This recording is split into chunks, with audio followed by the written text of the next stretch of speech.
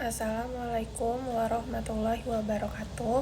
Perkenalkan, nama saya Kaila Fayaza Cikasani. Di sini saya akan mempresentasikan tentang pengendalian terhadap pelanggaran kode etik yang dilakukan oleh notaris. Adapun latar belakang pembangunan nasional terus dilaksanakan dengan tujuan mensejahterakan rakyat Indonesia.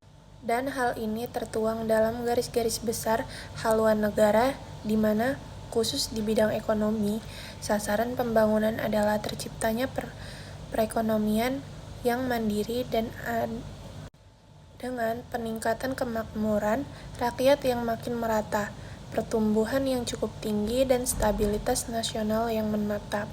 Hubungan hukum dan peristiwa hukum di bidang bisnis pada masyarakat yang semakin modern pada umumnya didasarkan kesepakatan kontraktual antara pihak dan tidak lagi ditetapkan berdasarkan kebiasaan-kebiasaan yang mengandalkan kepercayaan. Sehingga pada suatu kondisi tertentu jika terjadi konflik dapat diselesaikan berdasarkan kontekstual kontrak yang tertuang dalam akta yang dianggap memiliki kekuatan hukum. Peran penting yang bersumber pada hukum kontrak disebabkan oleh karena perundang-undangan tidak mampu mengajar perubahan-perubahan di masyarakat yang begitu cepat akibat pembangunan yang berencana. Kode etik dalam profesi notaris begitu juga dengan profesi notaris di Indonesia yang sangat dibutuhkan oleh masyarakat Indonesia karena menganut sistem hukum civil law untuk memenuhi kebutuhan masyarakat terkait pembuatan akte autentik yang dilihat sebagai bukti mutlak dalam suatu perbuatan hukum tertentu. Namun, pada praktiknya terkadang notaris sering melakukan pelanggaran terhadap apa yang telah diatur dalam UU JN maupun kode etik notaris seperti 1. Menetapkan pegawainya di bank atau perusahaan yang menjadi kliennya, serta memproduksi akta-akta yang seolah memenuhi syarat formal buatan akta. 2. Melakukan kegiatan luar kantor yang seharusnya notaris mengerjakannya akta di dalam kantor dan tempat kedudukannya. Pembahasan selanjutnya, maka untuk mencegah kerugian bagi pihak ketiga ataupun tercorengnya harkat dan martabat jabatan notaris, maka notaris wajib menjalankan jabatannya tersebut dengan prinsip kehati-hatian serta menetapkan suatu disiplin organisasi dalam bentuk kode etik beserta alat pengawasan dan pengangkatan kode etik itu sendiri.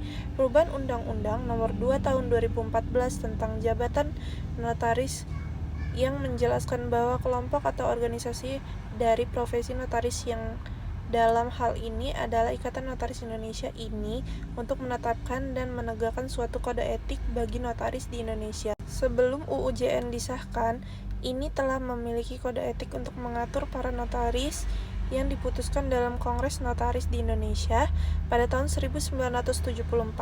Kode etik inilah yang menjadi pedoman disiplin bagi anggota Perkumpulan Ikatan Notaris Indonesia untuk melakukan tugas jabatannya maupun orang lain, dalam artian notaris pengganti atau jabatan sementara notaris.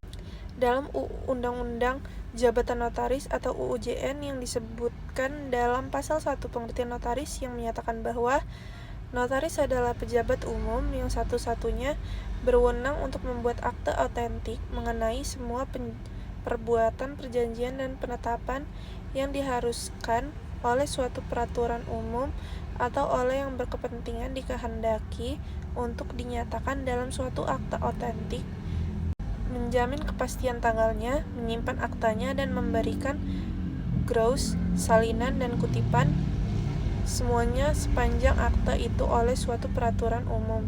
Tidak juga ditugaskan oleh dikecualikannya kepada pejabat atau orang lain.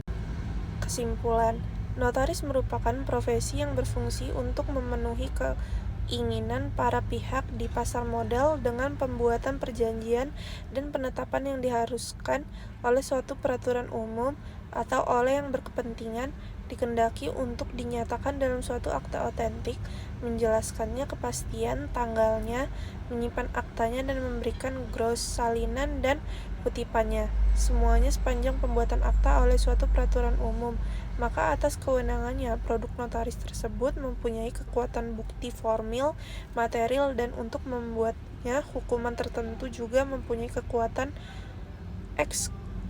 eksekutorial. Hal tersebut sesuai dengan pasal 1 butir 1 Undang-Undang Nomor 02 Tahun 2014 tentang perubahan Undang-Undang Nomor 30 Tahun 2004 tentang jabatan notaris.